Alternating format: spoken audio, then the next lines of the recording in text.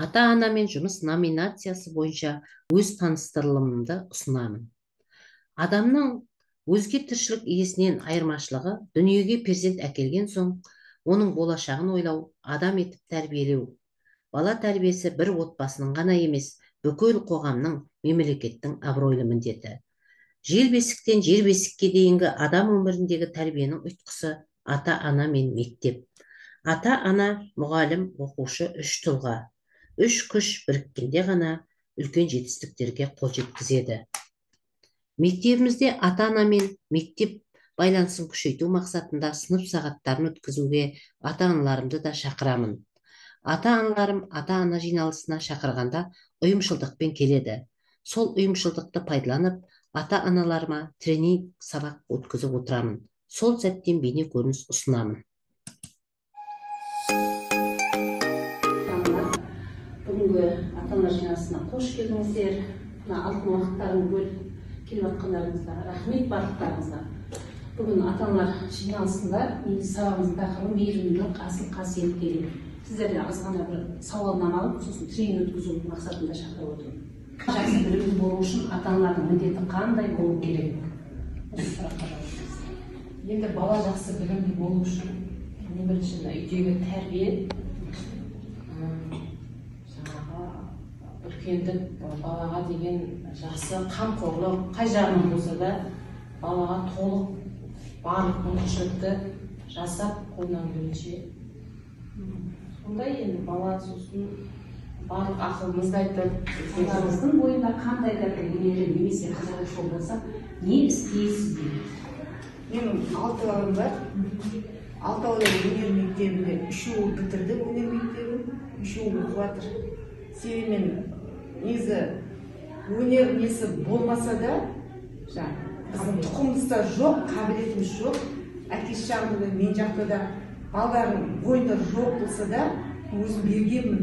Үздік 3-і үздік бітіріп, қалған 3-і үздік оқып жатыр.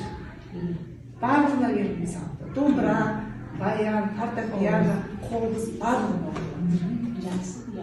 Баланы негізі қабілеті бар, жоқ деп не істемей, негізі өзің мақсат қойсам, балам хобби болсын болашақта. Енді өнер жолында түспесе де, өміріне хобби болсын деп, бетті саған жақсы деп ойлаймын. Сол үшін мен балдан бетті саған өте жақсы деп тәрбиесінде анасының әкесіне бір ойлағандай.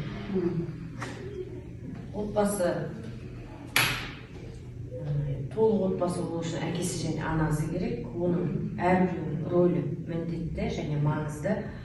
Біреу материалдық жағынан қолдау көрсетсе, екіншісі моральдық жағынан балаға қолдау көрсету керек деп ойлаймын. Балаңыз сізді ренжіткенде ең алдымен қандай істей салуыңызға түседі дейді? оңбаған көп айқайламаймын. Сол айтатын сөзім сол.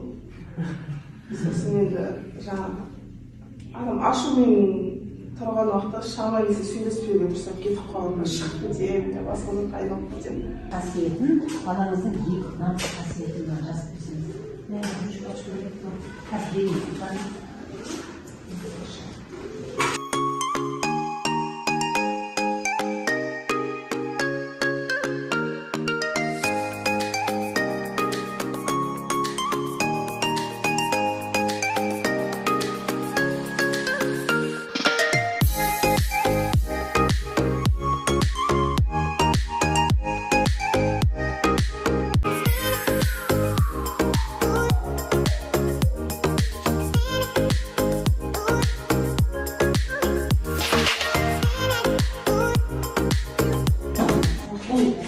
Сіздердің мамаларыңыз,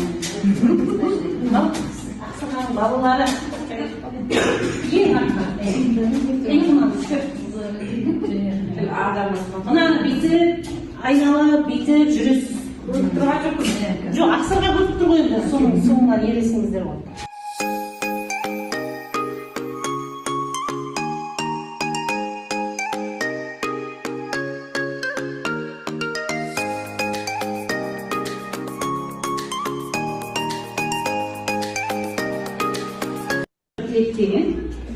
мынаған өздеріңіздің 2 ұсыныс бір тілектерін жазамыз.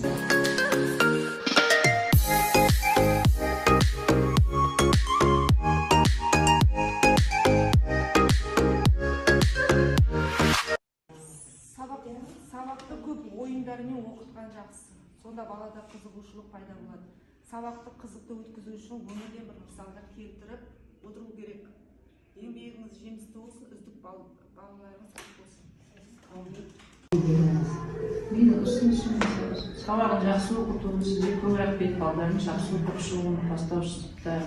Менің балам сізді жақсы көреді, үйреніп қалған апайы.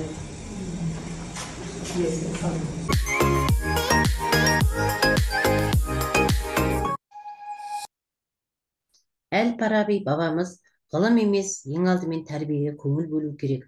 Тәрбиесіз ғылым адамға баянды болмайды дегендей, ұрпақ тәрбиесіне мүдделі екендігін ата-аналар іс жүзінде дәлелдеп отырулары тиіс. Көктем мезгілінде ата-аналар мен оқушылар бірлесе отырып, мектеп ауласына ағаш отырғызып, әртүрлі гүлдің тұқымдарын себеді. Міне осындай ынтымақ бірлікте ғана тәрбиенің ойдағыдай нәтиже берері ақиқат. Сөзімнің соңын мынадай жыр жолымен аяқтағым келіп отыр. Болашаққа жүретін үміт шалғай, ұстазға мақсат емес атақтардай, шәкіртін асуларға алып жүрсе, ел алдында абыройы аласармай. Назарларыңызға рахмет.